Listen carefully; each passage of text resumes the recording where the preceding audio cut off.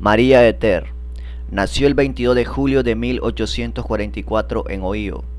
Fue la cuarta hija de unos granjeros, su padre Samuel y su madre Matilda.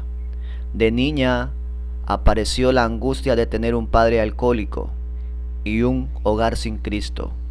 Cuando María tenía 10 años de edad, su padre se convirtió y empezó a asistir a la iglesia y a orar por su familia.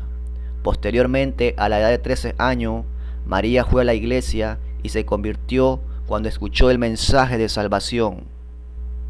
Desde entonces, ella escuchó el llamado de Dios para servir como predicadora del mensaje de salvación, pero se convenció a sí misma que esto no podía ser a menos que se convirtiera en la esposa de un misionero, porque en esa época las mujeres solas no podían predicar y ni siquiera podían votar. Durante la guerra civil, María se casó y tuvo 6 hijos, y el Señor continuó llamándola, pero como madre y esposa no podía responder al llamado, y menos con un hombre que no tenía deseo para el ministerio. Pero pocos años después, una tragedia tocó a su hogar. Ella perdió 5 de los 6 hijos. A pesar de la circunstancia, ella nunca se amargó contra Dios, ni tampoco endureció su corazón como resultado de su pérdida. En medio de esta vida, María recordaba su llamado a servir al Señor, y cada vez lo veía más lejos de la realidad, como un sueño imposible de cumplir, porque su esposo se resistía y rechazaba lo relacionado con el llamado de ella, y vivía muy amargado. También tenía oposición en la iglesia en que se congregaba, porque allí no aceptaban a mujeres en el púlpito. A pesar de la vida miserable que estaba viviendo, en la que nada de lo que hacía prosperaba, María nunca renegó de Dios, ni levantó su voz contra el Altísimo, sino que empezó a estudiar con hambre y sed la palabra de Dios, y descubrió que el Señor sí usa a las mujeres en su obra.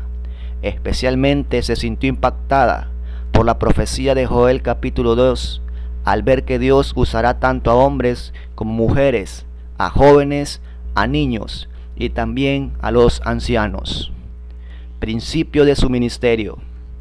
María se dio cuenta que ya no podía seguir inventando excusas para huir del llamado de Dios. Empezó a tener visiones y a sentir dolor por las almas que se perdían en el infierno. Ella decía que en cada visión que Dios le daba aprendía tanto de la Biblia como si hubiera pasado muchos años de enseñanza en el seminario bíblico. Dios le dio visiones en las que Jesús le decía: ve y yo iré contigo. También le prometió en una visión que cuando ella predicara las personas caerían. Todo esto la llevó a rendirse finalmente ante el llamado de Dios y le pidió que la ungiera con el Espíritu Santo. Este fue el punto decisivo para iniciar el ministerio de la hermana María. Cuando ella le pidió a Dios el bautismo del Espíritu Santo, inmediatamente lo recibió como fuego líquido, según sus propias palabras, y ese fuego siempre la acompañó por el resto de su vida. La primera reunión evangelística que dirigió fue en su propia casa, con sus familiares, y desde ese momento se hizo evidente el poder de Dios sobre su vida a través de las señales y prodigios que fueron siempre las marcas de su ministerio. Luego empezó a predicar más allá de su propia comunidad. Empezó a hacer campañas evangelísticas y los pastores de muchos lugares la invitaban porque querían que la predicación de ella avivara sus iglesias. Dios le prometió que cuando ella abriera su boca para predicar, Él la llenaría con sus palabras. Esta promesa se cumplió literalmente en sus reuniones, ya que muchas personas no podían soportar el poder del Espíritu Santo y la convicción de pecado y salían corriendo, gritando, porque querían recibir a Cristo en sus corazones. Ella disfrutaba de una profunda comunión con Dios y esa vida de intercesión, de oración, se reflejaba en sus servicios. El ministerio de María Ether creció aceleradamente.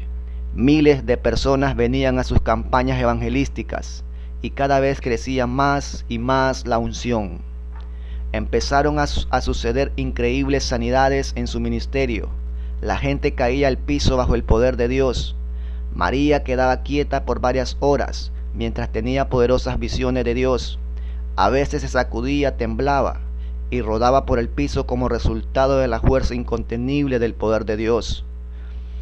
Hablaba en lenguas, algo que no se veía en su generación, y ministraba a sus oyentes el bautismo del Espíritu Santo. Oposición.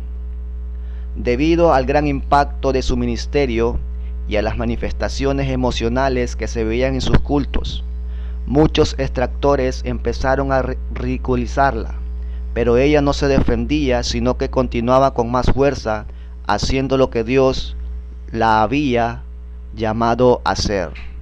En su concepto, la manifestación del Espíritu Santo no era nada nuevo, sino algo que la Iglesia de Jesucristo había perdido durante mucho tiempo. Y respecto a sus distractores, decía: cuando las personas no comprenden, persiguen. Como resultado de la persecución, su ministerio creció mucho más. Llegó a predicar en reuniones de más de 25,000 personas y sin micrófono. Pero el enemigo siguió atacando y golpeó con fuerza en su propio hogar. Su marido le era infiel y eso salió a luz pública durante una cruzada que María realizaba en Oklahoma, California. Ella decidió abandonarlo y se divorciaron en enero de 1891. Un año después, él se casó de nuevo y empezó a calumniar públicamente el ministerio de esta sierva de Dios. Pero casi inmediatamente murió de fiebre tifoidea en junio de 1892. Una gran muestra del carácter verdaderamente cristiano de María Ether se evidencia en el hecho que, a pesar de la tormentosa relación con su ex esposo, ella asistió al funeral y oró en el servicio. Otro hecho que fue muy controvertido en su ministerio fue cuando en 1890 profetizó que la costa oeste de los Estados Unidos sería destruida por una gran catástrofe. Muchos pastores y ministros estaban a favor de ella y otros en contra. Los periódicos sensacionalistas publicaban todos los días diferentes versiones y muchas mentiras, lo cual instigó a personas violentas que eran miembros de pandillas y empezaron a atacar sus servicios de milagros en Oakland. Sin embargo, a pesar de toda la burla y el rechazo, su palabra profética se cumplió en el año 1906, cuando la ciudad de San Francisco sufrió el más grande y terrible terremoto que ha afectado la costa oeste en toda su historia. Tiempos de refrigerios. 10 años después de su servicio, conoció a quien se convertiría en su esposo, Samuel Ether, un cristiano fiel lleno del Espíritu Santo, con quien se casó en 1902. Con este hombre, María disfrutó la felicidad de un matrimonio cristiano, recibiendo de él todo el apoyo que necesitaba para el ministerio y el amor y el cuidado que nunca había tenido. En los círculos pentecostales, muchas de las cosas insólitas que había experimentado la llevó a ser considerada un precursor en experiencias con el Espíritu Santo. Ella era bien conocida por John Lago, quien la llamó Madre Ether en sus sermones.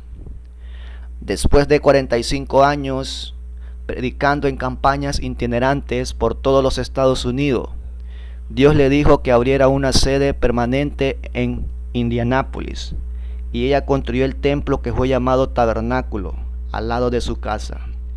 Este templo fue inaugurado en mayo de 1908 y en él ministraba a María los últimos 6 años de su vida.